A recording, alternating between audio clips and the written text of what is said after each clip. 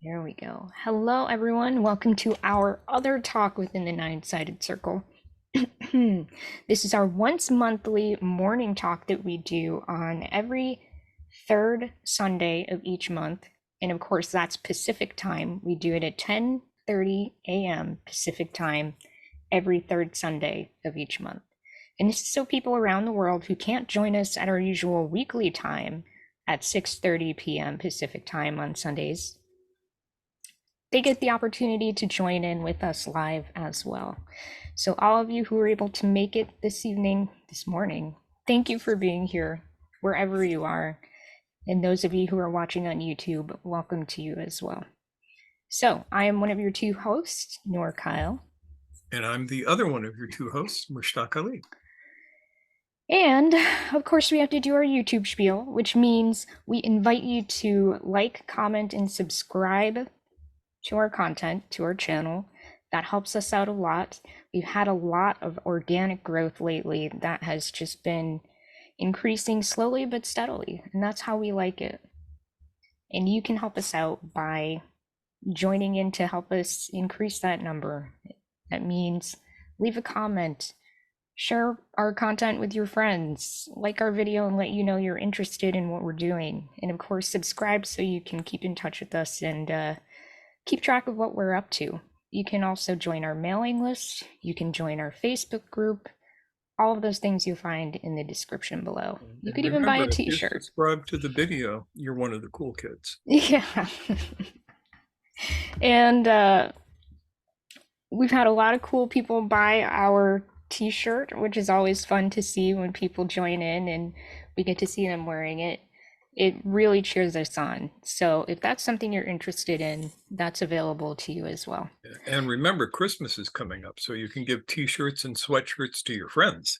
Yes, which reminds me, now we agreed we're going to do the fund drive next month, yes? Yes, fun drive. Yes.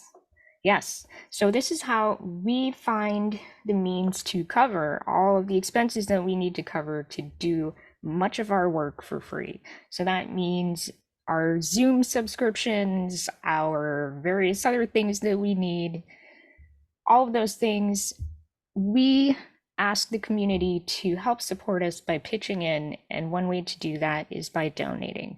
So next month we'll be doing a donation drive that we playfully like to call the fund drive, and you'll see what we mean in just a week or two when we get that rolling. So thank you in advance for helping us out.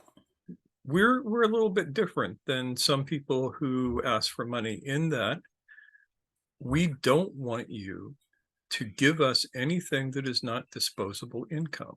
Mm-hmm.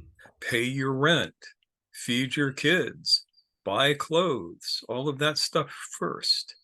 We only want what you can afford to give instead of maybe a cup of coffee, because we're not one of these places that says, we're so important you have to give up at something and give us all your money. I'd love it if you give us all your money, but it's not practical. And not ethical, in our And opinion. that too. So there you have it.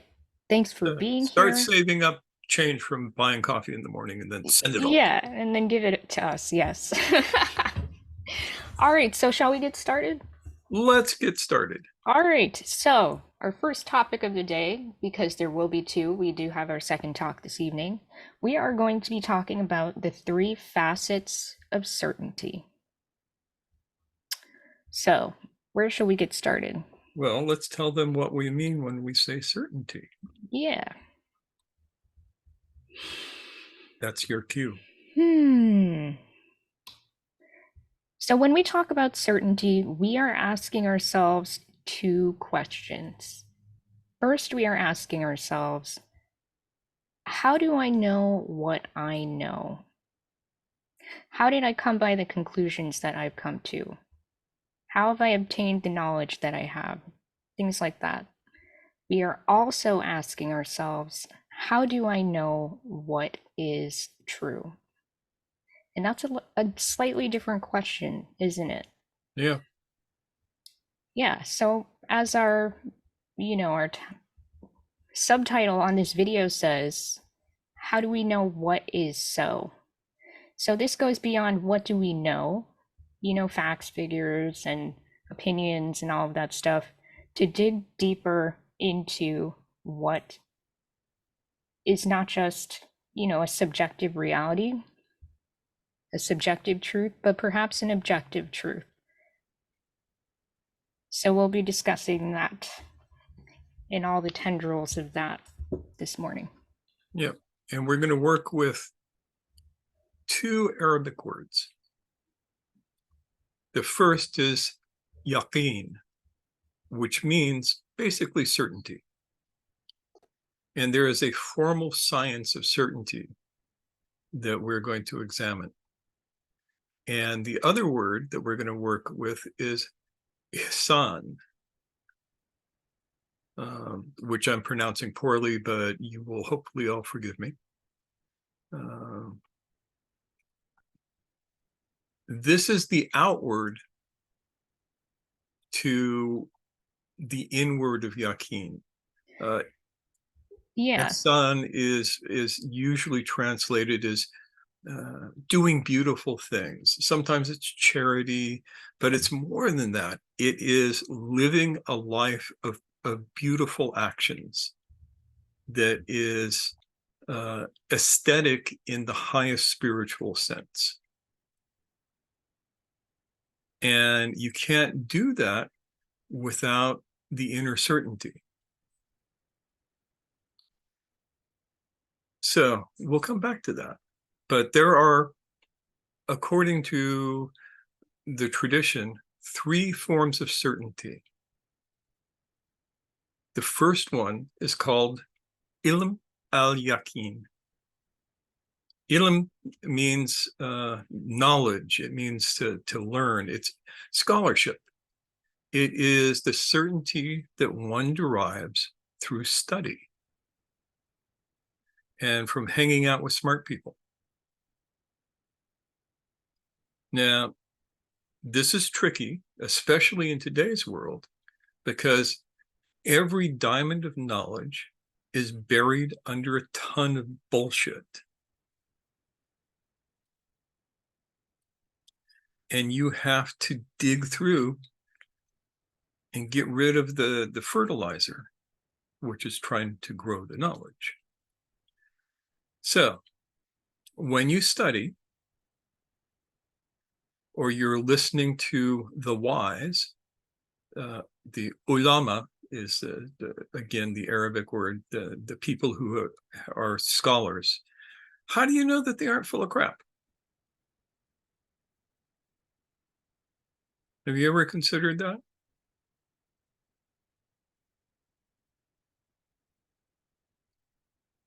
I have noticed, and this is years ago, this got me thinking.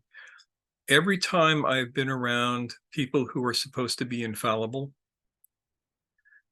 none of them agree with anyone about anything, including other infallible people.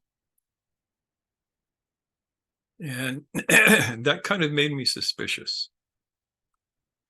So this is spiritual epistemology that we're dealing with today. How do you know what you know?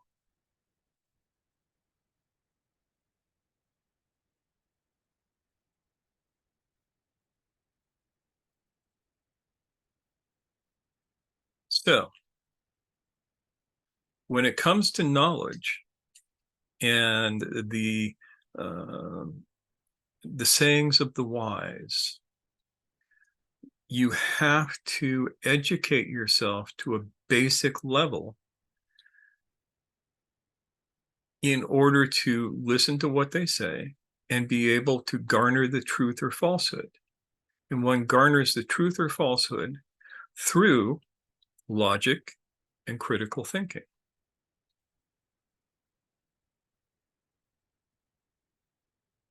This is really important.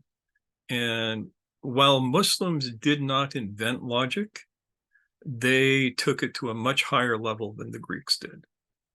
And that kind of absorbed into Sufism back in the day. Not so much anymore. Alas. alas. So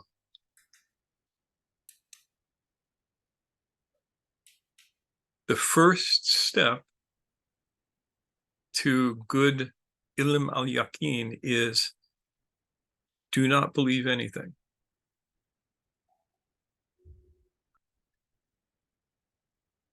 Einstein says E equals mc squared.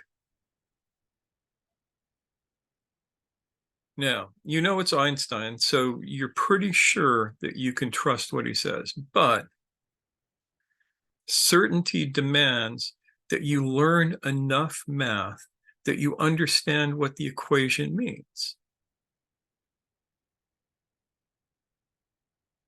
And it talks about the conversion of energy and matter, speed of light, all of that sort of thing. And if you can't understand what the equation means, you don't know. There is no certainty. You're just believing. The difference between belief and certainty is that belief is acting as if something is true without evidence.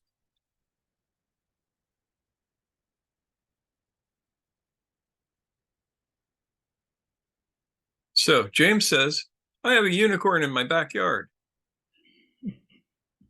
And He says I do. yeah, Indeed. and I trust James, so I go, oh, James has a unicorn in his backyard. And I could be incredibly gullible for doing that without saying, show me the unicorn. Now, as it happens, I knew a dude who had a unicorn in his backyard. He actually had several. So that also means that you can't discount somebody for saying that.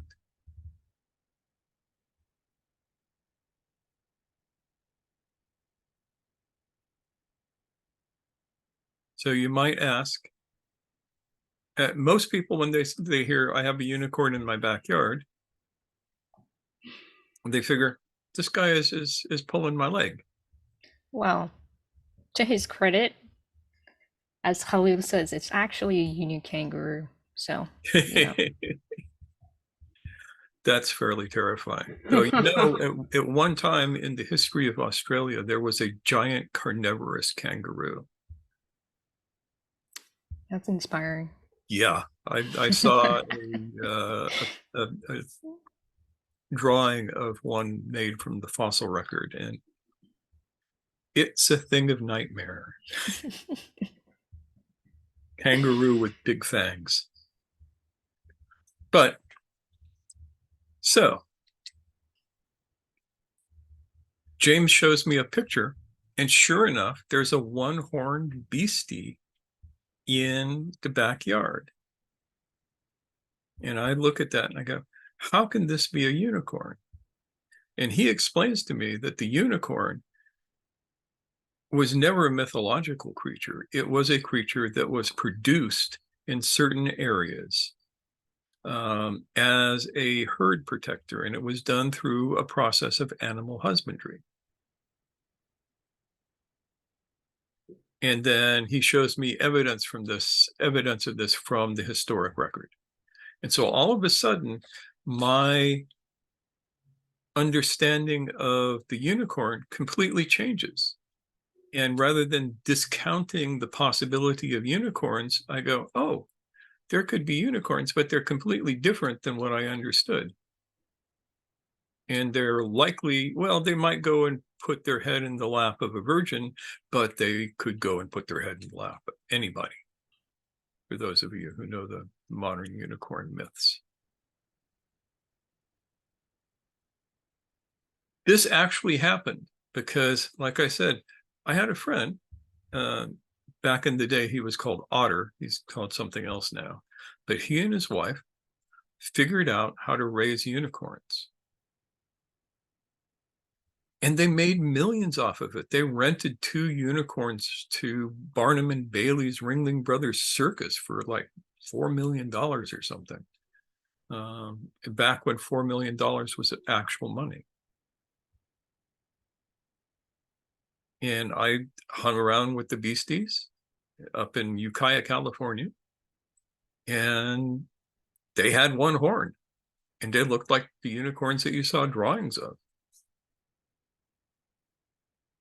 But they weren't mythical. There was no magic to them other than they were really smart. So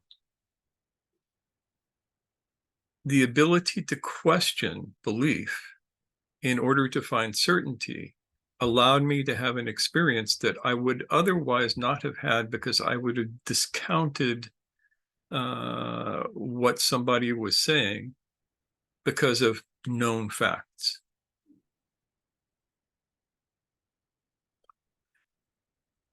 So when it comes to ilm, when it comes to knowledge, knowledge is built on a couple of pillars. One, educated people. Two, research. Three, the accepted texts. So you have a tripod of knowledge, none of which can be accepted uncritically.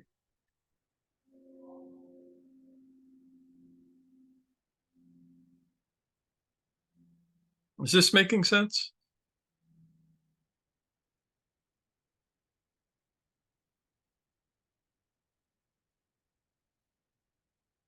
Any? Following along okay? Any thumbs up? Oh, yeah, okay. Osama has his hand up. Yes. Osama. So, yes. So how does this level of certitude or certainty, is it there's certainty until something else comes and takes place, or until new information is available, or how does how does the word certainty play in this level? Like, okay, I'm This level, certain until now, but if there's new information or if there's something new that's, am I and always you are open? required, after checking and testing that new information, to incorporate it. And this is the basis of scientific method. Which again, scientific method is something that was first described by Arab scientists back in the day, during the golden age of Islam, mostly in North Africa. I'm trying to remember who first described it. It wasn't Ibn Khaldun, but it was somebody important like that. The idea of how to look at something.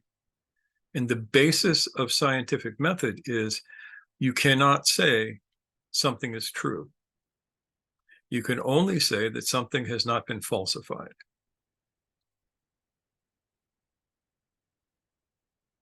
This doesn't say that nothing is true. We're just talking within scientific method. In mathematics, it's different. In math, you can have a proof. You can say, this is true. And the math shows that it's true. And then you look at the math and you try and find errors in it. And if there are no errors to be found, it's a proof. And we're finding new proofs all the time. Ah, thank you, Khalil.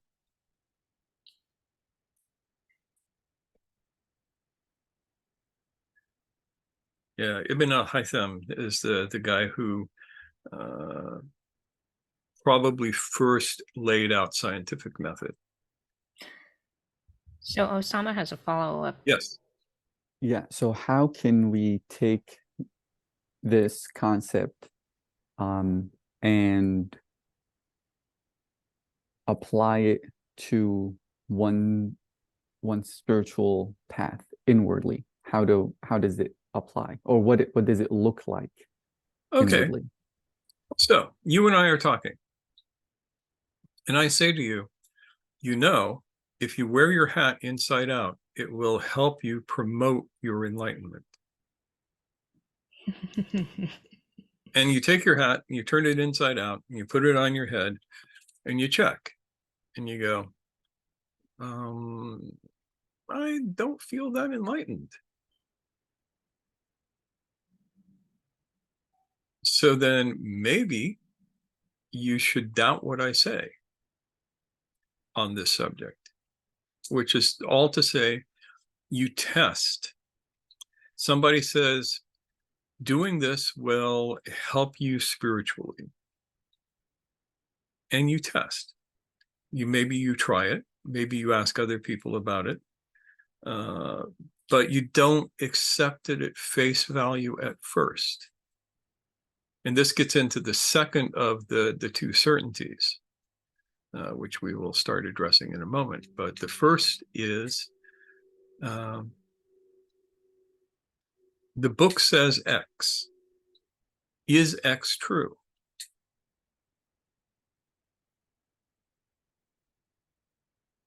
And X needs to be true for you. And there's a number of places where the book has been wrong. But my favorite is luminiferous ether. In the 19th century, this was the basis of understanding how light moved through space. It was postulated that there was a fluid all through the universe. It was called ether, or miscalled ether. And light waves propagated through this fluid. And science was predicated on this until these two dudes, Mitchelson and Morley, conducted an experiment that demonstrated beyond the shadow of a doubt that there was no ether. Ether did not exist.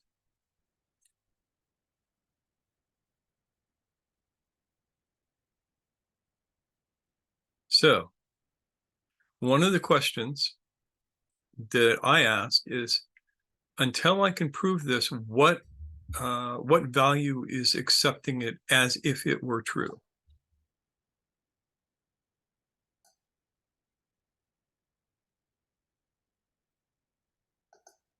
And there's always some value. I mean, we used a Ptolemaic model of the solar system for a long time, right? A heliocentric system, or a Earth-centric system, excuse me. And we could do calculations, very accurate calculations, accepting that this was true.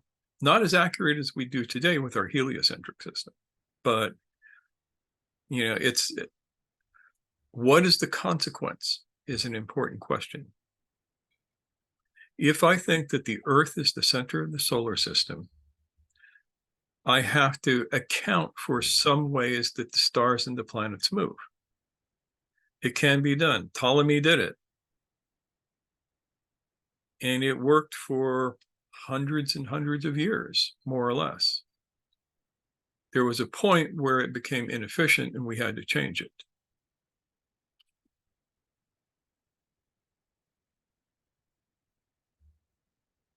Am I getting anywhere close to answering your question? Because I feel like I just kind of... Well, what was really helpful for me was that question of what value does this bring to me if it was true, or what would be the consequences of that. Mm-hmm. The idea that I'm wrestling with is the level of openness that is required, or maybe, I don't know if openness is the right word, that is required in order to keep moving forward, and not being stuck in, well, I don't know if that's true. I don't know if that's true. I don't know if that's true. And not being open whatsoever, but completely shutting things off, right? So, a big concept, let's say, death is not the end. Right? I read that in books. I hear people say that stuff. Death is not the end. It's just a journey. Is this how does, so it's a big topic. How does one go about actually proving that? You don't. Um, It's not something that can be falsified. It is not something that can be described scientifically. right. So this is what's um that I'm kind of, not necessarily just that topic, but topics around that, Mm. uh, in that way. And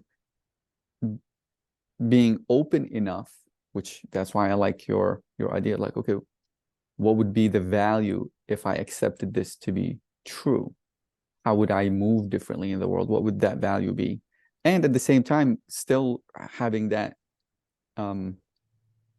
doubt or questioning or whatever it Yeah. is, in order to And keep continuing yeah, for you'll that notice experience. that when I first described this, I said acting as if it were true, which is different than accepting.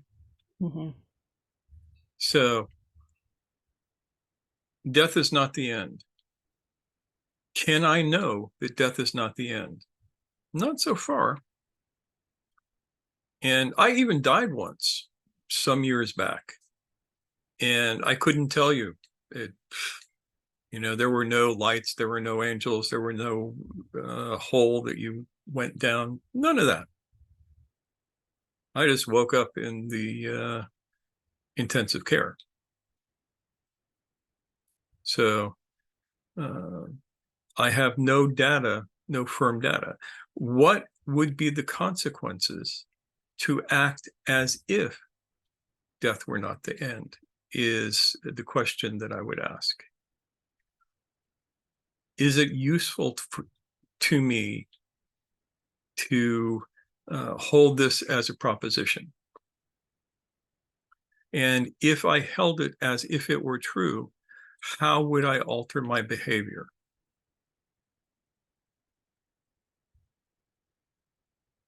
And that's kind of an individual question, Yeah, isn't it? Because each person is going to respond to that differently. And so part of the assessment is the way that I will behave, you know, the way that I want to behave if I believe this or don't believe this. So then you're left with a choice. And that also requires, again, using that rational aspect where it's like, well, I know that if I behave as if there is another life after this one, I'm going to be a total asshole and I'm just going to run rampant and do all the things that I want to do without believing in consequence because I'll have another go around later. yeah. Or the same thing if you don't. Yeah. There's there Yeah. there death is the end. There's nothing after, so I can be a jerk. Right. Yes. So, I mean, for us, that's what we care about is what is going to be the impact of this acting as if. I wonder, to try to answer that question, I wonder if I would have done anything different, or if I could have done anything different. In other words, if I live my life as if I've got reincarnations, etc., would I live my life any differently? My answer probably is no, because I just don't know. The way I observe my life and things that are happening at a macro level, even down to a thoughts, do I have control over the next thoughts? Hell no. But I wonder if I had all of this to do over again, which would be great because I'm assuming that I'd be living that next life from this wisdom place, but I don't think I could have done anything different. That's maybe fatalistic or no free will, but I could count on one hand the times in my life I felt like I had any sense of free will, like I had a control over an action, for instance, or even a thought at times. So the whole question of certainty is I don't think we can be certain about anything. At this level, no. Yeah. But at another level, there is certainty, and we will get to that at the end of this. But it's tricky because you have to, in order to reach Yaqin, you have to do work on yourself. Yusuf has a question. I would like to interject Halil's comment, and then we'll go right to Yusuf's question. Okay, so Halil says, this is a book title, The Strange Life of Ivan Osokin by P.D. Uspensky addresses this exact question. Yeah, it's a weird book. It's fun to read. Yeah. Okay, so that's in the chat. Thank you, Bob.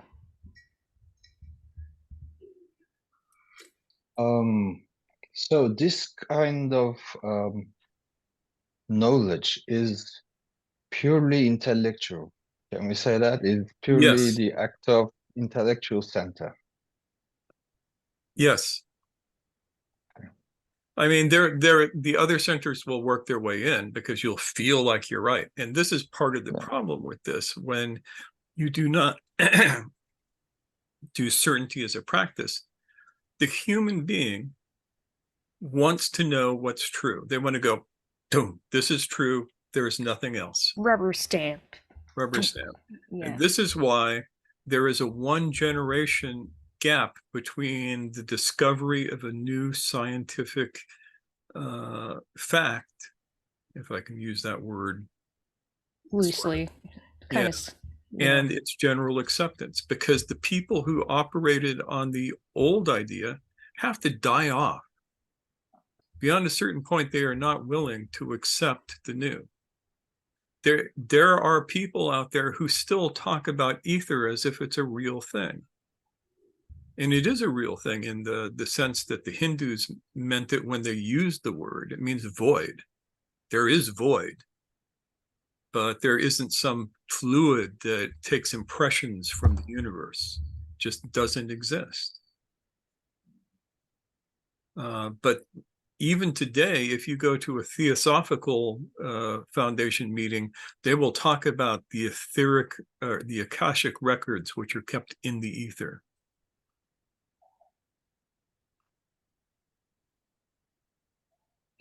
Akasha is the Sanskrit word for void. So.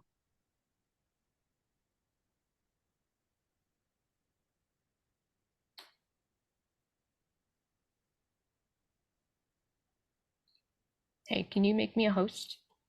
Are you not a host? Nope. How dare me? Sorry, we just got... we were a little behind schedule this morning. Yeah. Thank you. All right, so no ether. No ether, but at the same time, Einstein could never accept the findings of quantum mechanics. That's why he said his famous line of God does not play dice with the universe. And the fact is, God does not play dice with the universe. He plays Calvin ball. And if you don't know what that is, you're missing out.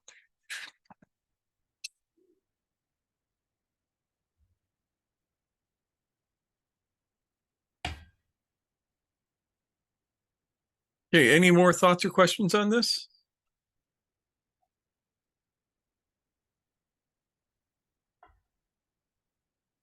We'll get back. We will get back to them, but we got 2 more to go through. Yes. So the second level of certainty is called Ayn al-Yaqin. And that is the certainty of what you directly experience yourself.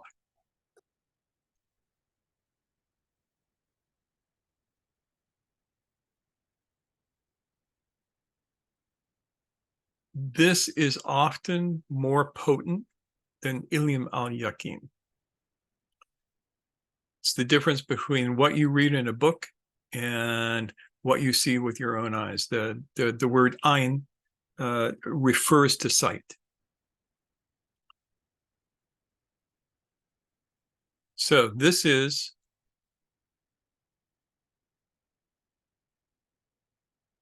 I misstep and take a step off of a curb without noticing it, what do I discover? There is gravity. Gravity works. A falling object falls at a constant speed.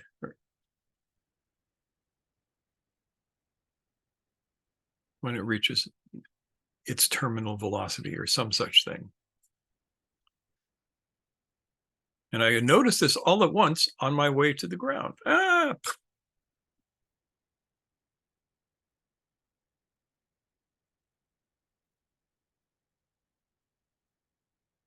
How many of you have had the experience of somebody saying, you should meet this guy. This guy's a great guy. And you meet this guy and you come away with the understanding that he is actually a jerk. Everybody here has done that, I would bet. Who are you going to believe? Your friend who says he's a great guy or your own experience?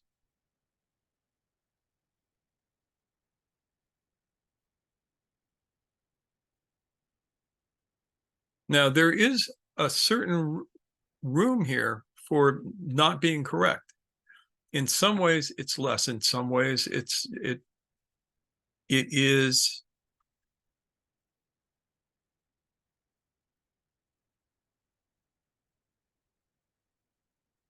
how do you say this? You've got to be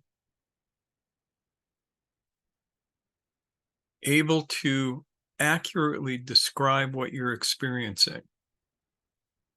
This is where self-observation comes in.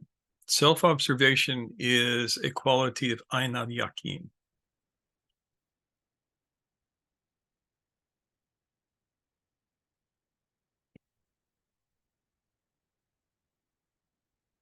So you're not just observing outwardly, you're also observing inwardly. Yeah. And I can observe something.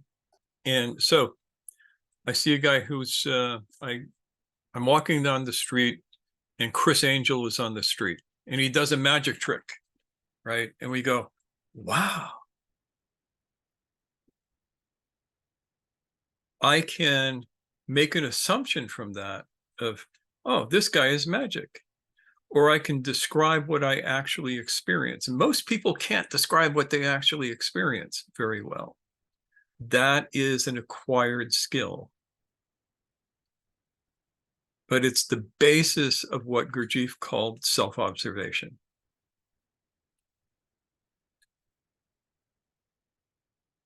So when I experience something, especially something new,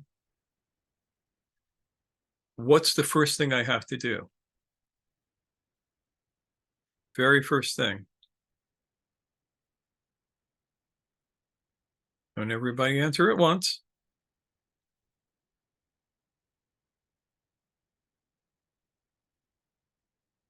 Adil, you're being so quiet. You know the answer to this. You may not know my answer, but you know the answer. Well, I thought you just said it. Self-observation. Yes. You pause and you sort of step out of yourself and get an objective view of the situation. That's the word I'm looking for. Giving up presuppositions so you can come to a more objective view of what happened. Presuppositions are something that we carry around with us all the time, and they keep us from seeing what's real many, many times.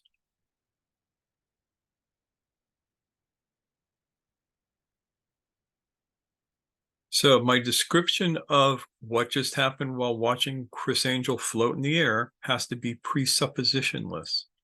I don't assume that he's doing real magic. I don't assume that he's doing a trick.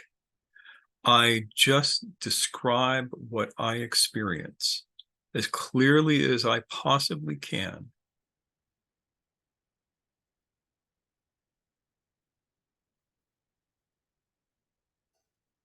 And that's when the certainty of your own experience comes into play. When you can do that, you can be more certain than at any other time. You have to describe this first person. You can't say, this great alim in the book said that when you see this, this is what it means. No, throw that out. First person. I was standing on the street and this weird looking dude moved apparently upward 10 inches from the ground.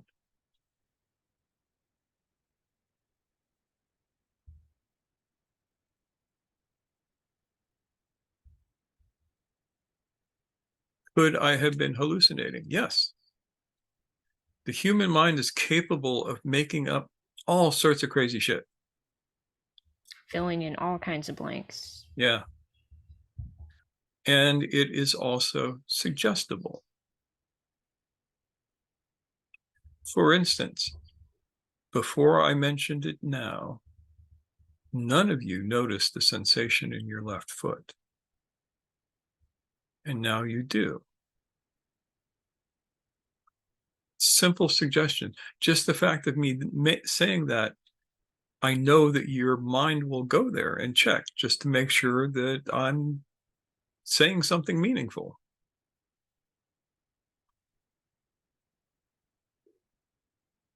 So, describe your experience without presupposition, and you can come closer to certainty.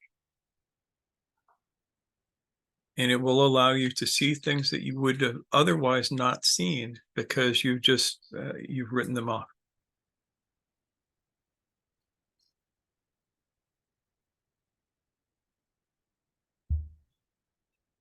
And as you're describing it, you might notice that there's a shadow on the ground where this dude is doing his trick. And it doesn't look like it should. It looks different. And you realize that, oh, he lifted one leg up slightly and he's standing on the other leg. And then he's lifting himself up on his tiptoe, but it's being hidden by his coat. And so it looks like he's levitating. Simple. Might be something different.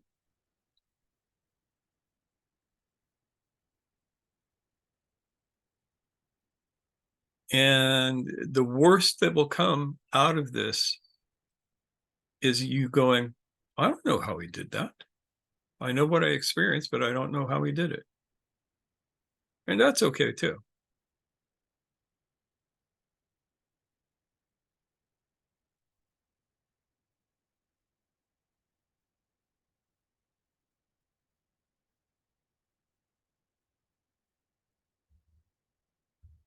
This is an important skill, especially these days, because this is a skill that will prevent you from being gaslit. Y'all know that term, right? Gaslighting. Anybody not know the term? Okay, good. Because when somebody is trying to tell you that your experience is different than what it is, if you have this particular skill of being able to describe what you're experiencing, you know that they're trying to pull the wool over your eyes.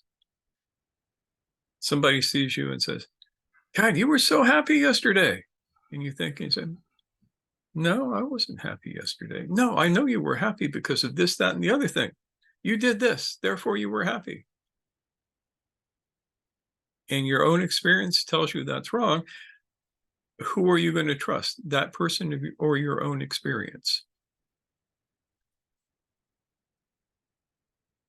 And the answer is, if the person is adept at gaslighting, you might end up trusting their experience over your own, and that's dangerous. So this one has this quality of awareness about it. Yes. You're not just, I mean, the first one is kind of like informational. I mean, they're all informational to some extent, but it's like, oh, I read it in a book. Yeah, this great person told me this. They showed me their proofs. But this is very much experiential and being aware of experience.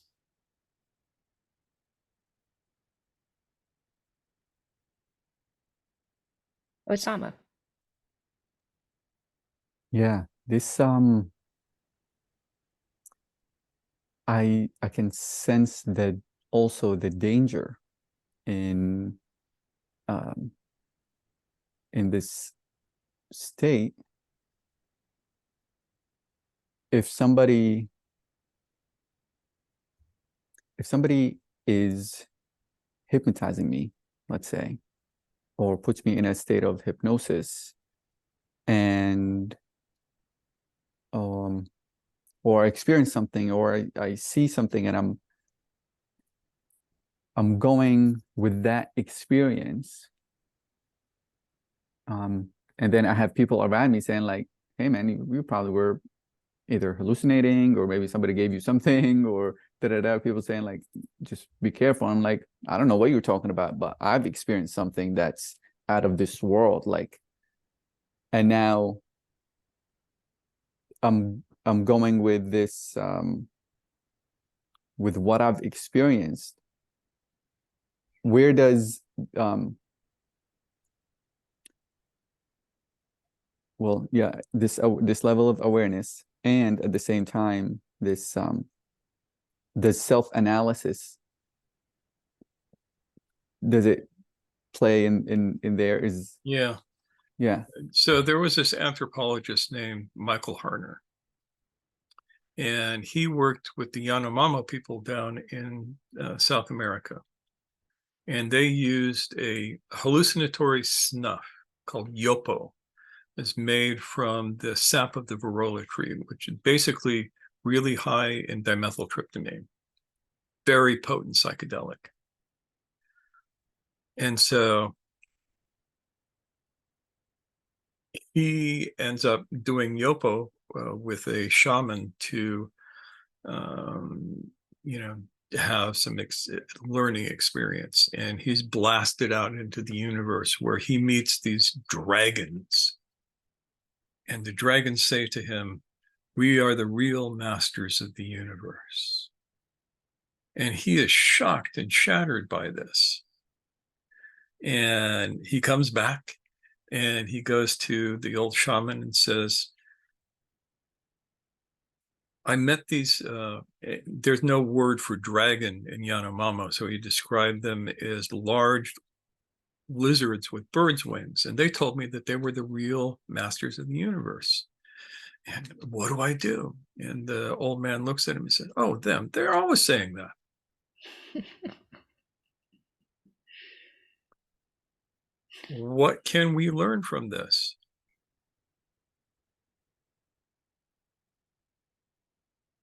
Harner had the experience. He experienced the giant dragons telling him a thing.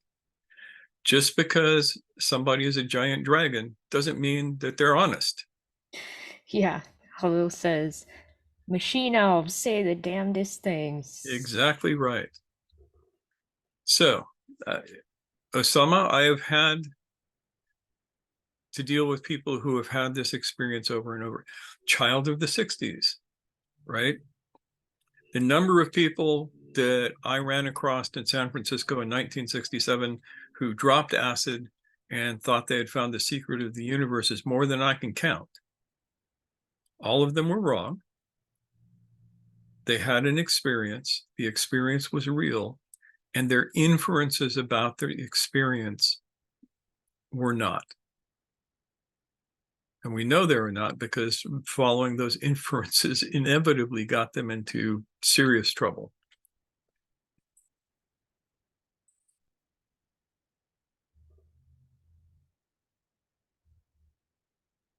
So let's say I give you an experience. I'm a competent hypnotist. I can put you in a trance and I can have you experience something. Then you come back from the trance and I say to you, because you experienced this, it means that. I connect these two experiences. If you want to stay safe, you have to ask yourself, does it really mean that? Or is it just what it is? Is it really the masters of the universe, or is it just some mouthy winged lizards? Does that make sense? Yeah, absolutely. Yeah. So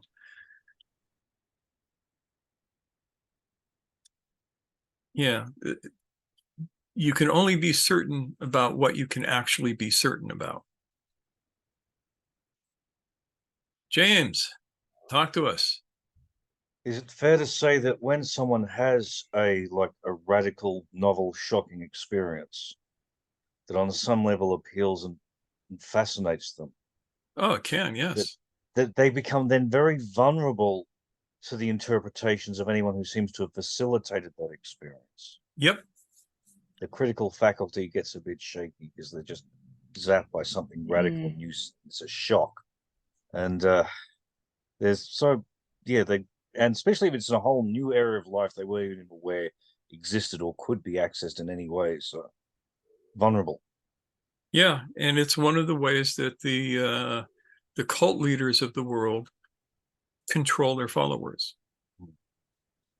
Anybody can learn to induce a state in you. We've talked about hal before, right? There are all of these states that you can get into, or somebody can get you into. And in and of themselves, they might mean nothing. But if I'm a cult leader, the first thing I'm going to do is I'm going to tell you, yeah, you know that state that you got into that was so groovy? You can't get there without me. I put you there. You didn't put you there. Therefore, you must follow me. Anybody who tells you that, you need to run away from them very, very quickly, because they're lying to you. If you find a state, you did it. Nobody else did it. Belongs to you. It's your experience. It's not my experience. It's not Noor's experience. So it seems like the autonomy of meaning given, or giving meaning to experience, got to go back to that Yeah. this internal. Okay.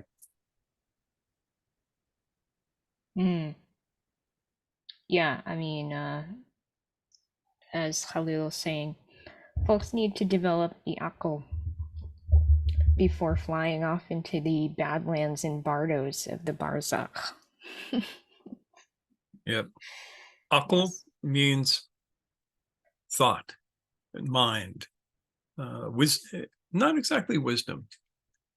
Well, Yeah. help me out here. Divine intellect. Yeah.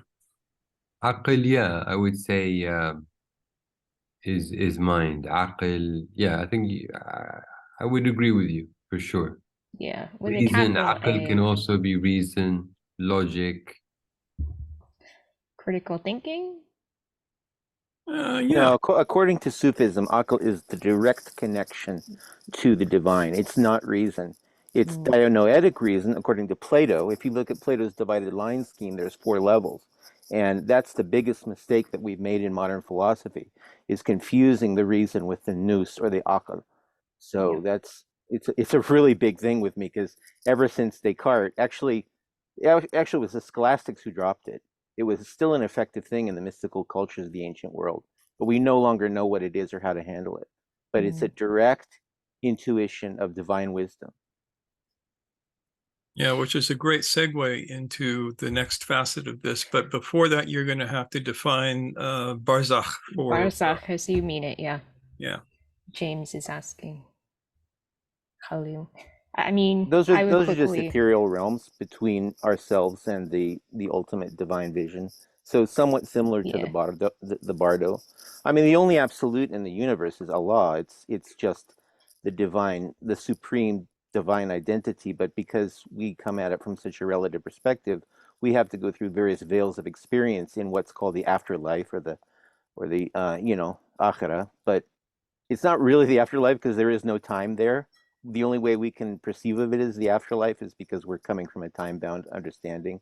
But as we ascend to the ultimate, there are layers of relative realities that become less and less time bound, and they're perceived by those who return from those travels as the barzakh or the bardo, or interstitial states between the relative and the supreme. Yeah. I mean, And I would now, call it the in-between places with all the, yeah. spooky And mystical now stuff we that get that to point entails. out that while we may or may not agree with everything he said, everything that he said needs to be challenged against your own experience. Yep. That's how you find out for yourself. And Wael has a question. Yeah. It's more. It's not so much of a question. When I hear Akle and I hear barzakh, for me, humble me, linguistically, would translate barzakh as literally the space between when you die here Mm. and where you're called into account. So there's this middle phase where you're not in this world, but you're not in the next. So at least linguistically, that's what barzakh means. And again, aql, I'm sure has its own Sufi terminology, but linguistically, you go to school in an Arabic school and they say aql, you will often hear the teacher say, استخدم عقلك, use your brain, answer the question. So that was just my Yeah. contribution. Much appreciated. And Thank you. we have to be incredibly careful when we say something like Sufism says this, because Sufism doesn't say anything. Some Sufi says this. This particular Sufi says this, that Sufi says something else, and Sufis love to disagree about things. So we bear that in mind. Yeah, I mean, touching on that is actually part of this practice of Yeah. discernment, right? So Yep. And one of our favorite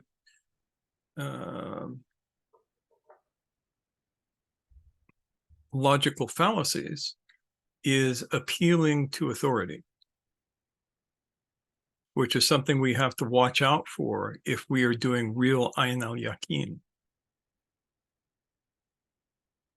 I would give you several examples of that, but if I do, this video will get yanked. So I won't. we've had trouble with that lately. Yeah. So we'll behave ourselves. Yeah, we aren't behaving ourselves. We are merely bowing to the power of the machine until we figure out where the place that we can pour the water into the electrical socket is. All right. So we get to the last part. Yeah. Haq al-Yaqin. The certainty of truth, the certainty of the real. This is what Khalil was talking about. He was drifting into this part, which is the direct experience of this stuff almost as divine knowing. This is the hardest of all of them, and it is the one that is the most abused. Sometimes, so the word haq, for those of you who don't speak Arabic, can be translated as the true or the real or the truly real. It has a quality of this is actual reality. And it's one of the names of God. I would say for some Sufis, it is the favorite name of God. In certain tariqas, you greet each other by saying Ya Haq to each other.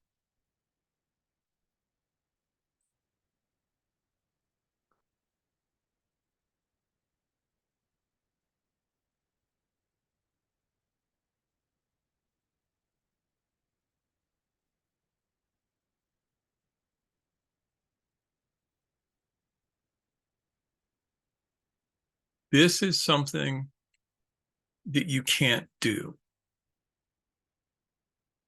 You can only receive. What you can do is make yourself ready to receive it. And the first two stages of Yaqin are basically doing that. So they set the groundwork for this Yeah. receptivity, right? Yep. So all of the things that Khalil was talking about just a couple minutes ago, that's found here.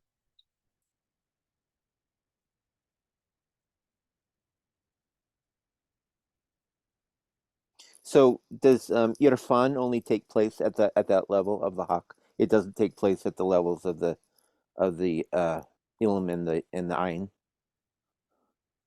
I would say likely so. Tell everybody what irfan means. We got to remember that not everybody here speaks Arabic.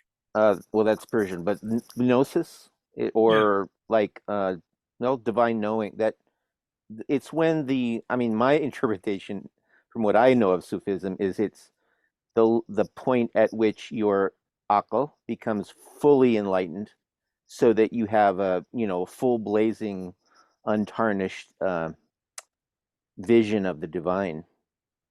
Yeah, and that takes place here. It doesn't take place at the first two Right. Okay. at all.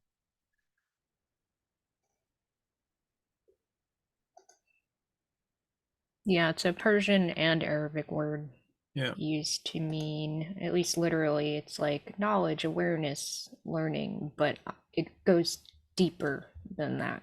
And it's related to the Arabic word arif. Wisdom as well. Yeah.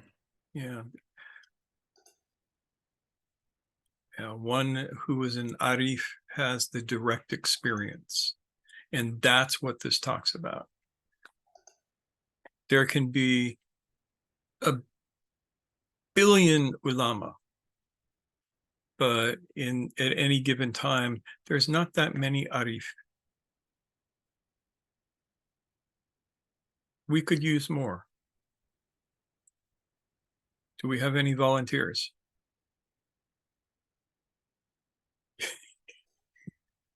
Yo mama.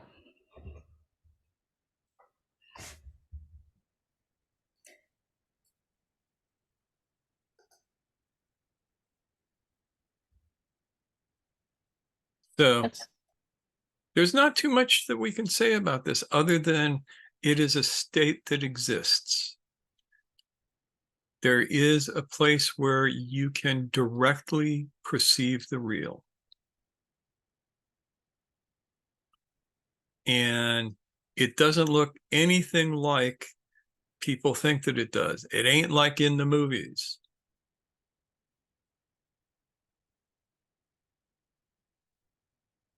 It can be shattering to experience this.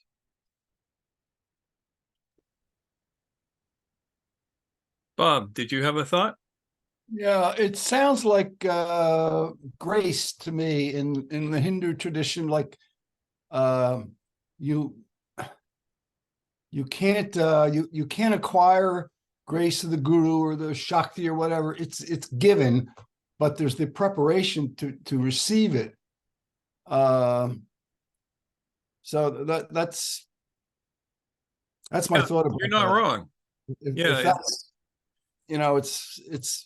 it's always there, and it's just about a matter of openness and receptivity and things like that. But it sounds very familiar. I mean, similar rather. Yeah, and I think you're correct, because a Sufi might say the haq is always there. It can't ever not be there. And all we're doing is polishing our mirror enough that we can reflect it. You get slightly poetic. Yeah, I wonder, and I don't know if you use this system, typology, whatever. Is that a quality of essence in Sufism? Someone I studied with had what do you call it, essential qualities, love, peace, clarity. Yeah. I'm wondering if one of those is grace, but I don't know. No, Or- grace is not one of those qualities. Grace transcends all of them. yeah. Grace is the final shock. Yeah. On Or the impulse. octave. That's Yeah. what we'll be talking about this evening. Yes, we're actually going to delve into shock points, and we're going to go back to what Gurdjieff actually said, which people are going to find surprising, because we've developed a whole language from bad translation,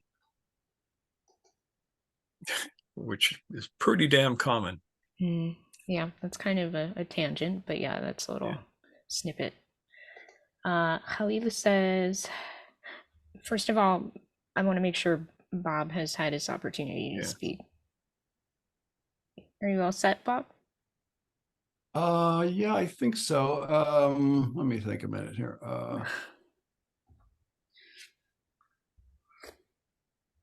Yeah, that's enough. Yeah. Okay. That's great. Thanks. Thank you. All right.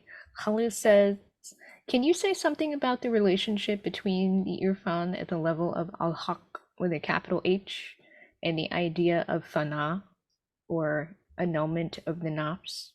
I could, but I'd probably be lying. In some ways, it's exactly the same thing, because this is how one of my teachers explained it to me. He said, there will come a point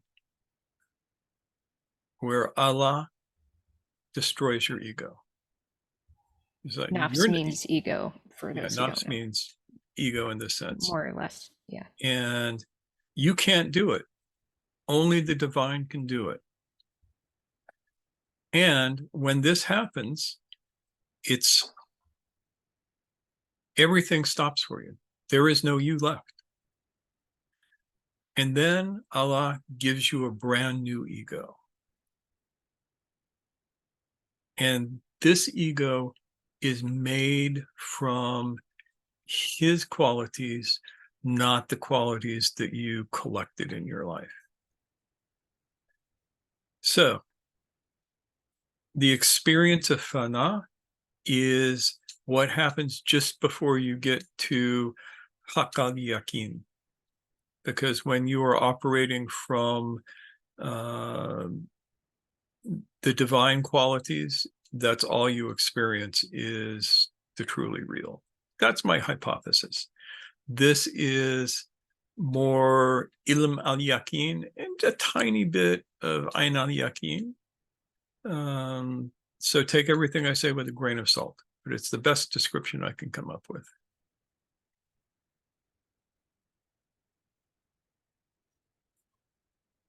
Shukran, thank you, he says.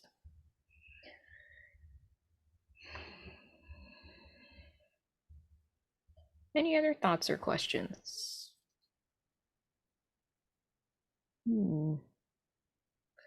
Yusuf. Yeah, that's the thing, isn't it? So you cannot describe it, because describing it is something ilm al-yaqin. So if you want to describe it, you have to bring it down to the level of ilm al-yaqin. So that is such a good point. Yeah. If you are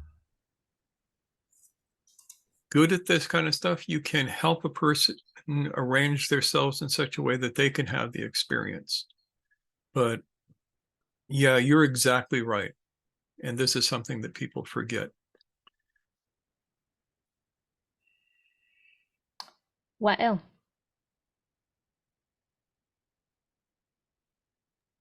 There you are. Is there in the three, from ilm al-yaqin, ayn al-yaqin, and haqq al-yaqin, can these be correlated with the affirming force, the reconciling force, and the denying force? Yes, as a matter of fact. and in a particular way. Ilm al-Yaqin is the denying force, wholly denying. Receptive, yeah, passive, whatever word we want to use there, denying. Yeah. Yep.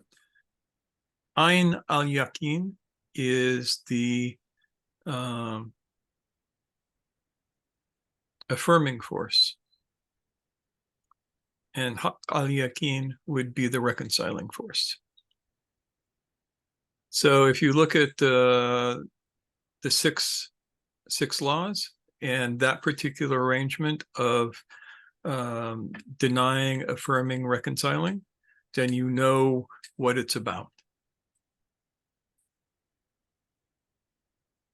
And that's the triad of evolution, if I remember correctly. We better talk more about that sometime soon. Mm-hmm. Maybe even get into the 12 laws. Just a follow-up question, if possible. Yes, of course. So if that is the case, then the work I as an individual that aspires to evolve into my best self, into the best insan, the best human I can be, basically means I have to be very active and awake in ilm al-yaqeen, making sure I use logic and critical thinking to differentiate from a lot of the wise stuff that is sold to us, and working on my self-observation in order to strengthen my ayn al-yaqeen. I'm hoping that's a lifetime there, so I'm hoping that's, am I right in saying that's what I really need to focus on? Yeah. The third is just the effects third of will be a gift to you from the divine. And yes, the first, you use critical thinking and you listen to the speech of the wise and you read the great books and you use critical thinking.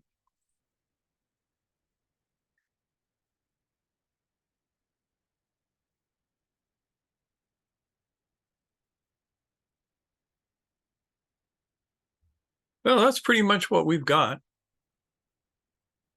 Yeah. I just want to check in with Levita. Yeah. Since we have not had the opportunity to hear Not a peep out of you, Levita. How's it going, Levita? I'm here. I just asked. I must study. Yeah, it's a lot. There's a lot in there.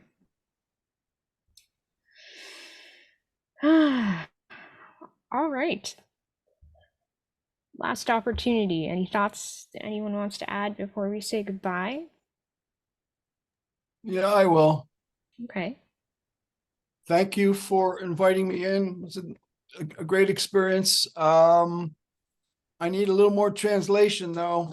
I'm hanging in there, taking notes. I think I've got it because it tracks with similar systems, but I hardly know English, let alone Arabic. So yeah, and that's a problem because some of these terms are they're native to Arabic and they're best described there, but we need to be able to define each of these terms.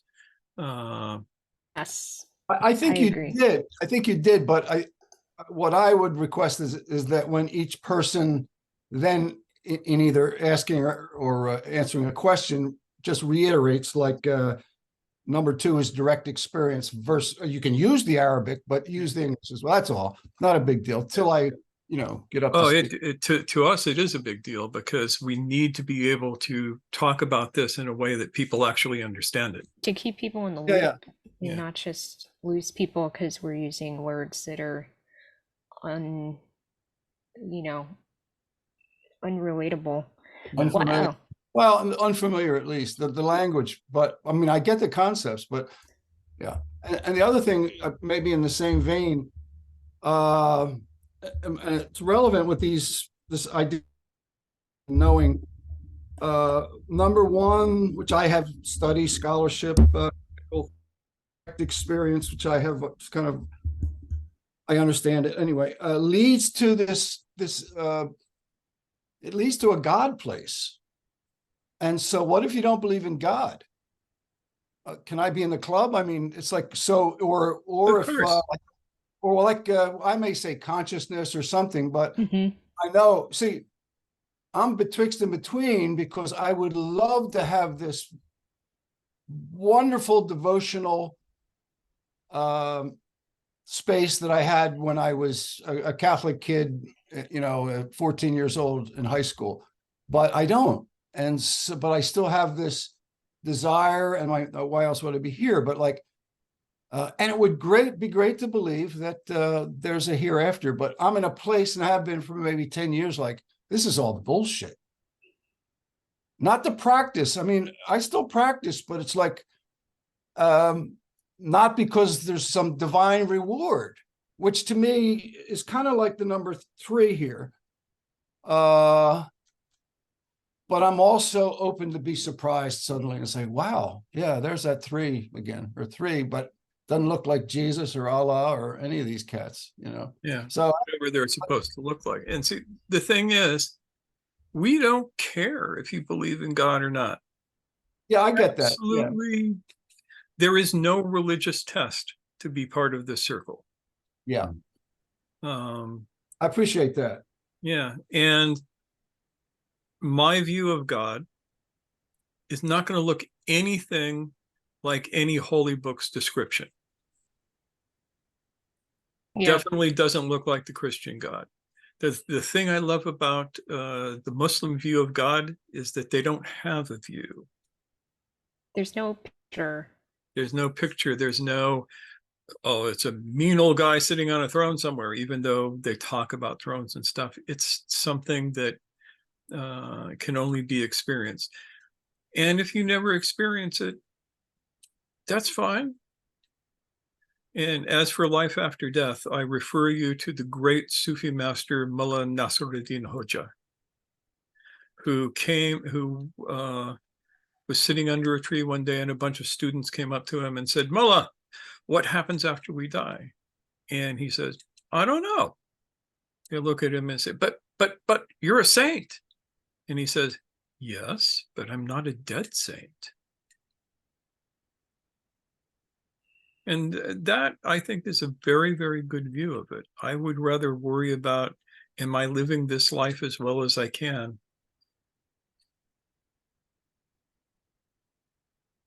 As opposed to what might happen after I die. Death takes care of itself. Yep, I mean, that's a compatibility between that. Mushtaq and I feel very similarly, if not the same, on this subject. So, yeah, it's really and not we about don't like belief. Figure. Yeah, I mean, as we do not encourage that. Yeah, Halil says, well, James says, I think I get where you're coming from.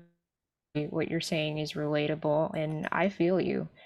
And Halil says, it's actually better not to believe. Most folks' beliefs are idolatry, which is the English word for what might be said in Arabic as shirk, which is like creating false idols. Yeah, attributing or giving partners to the divine. Yeah, and even the word divine be sketchy for some people.